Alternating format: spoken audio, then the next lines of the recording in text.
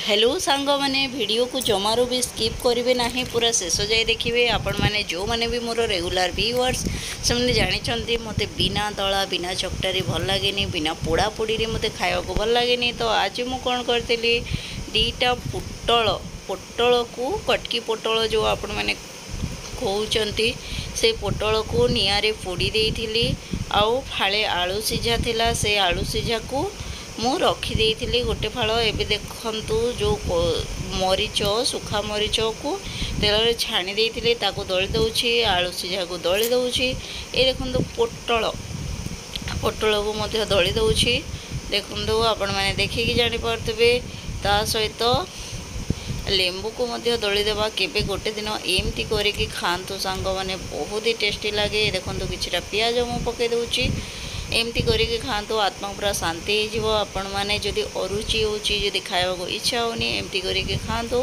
आपण मैंने पेटे भात खाईदेवे। तो देखो आज लंच रे थिला पखाल देसी साग ये हूँ पनीर तरकारी। तो देखो वीडियो को लाइक शेयर सब्सक्राइब करदेवे। Thank you.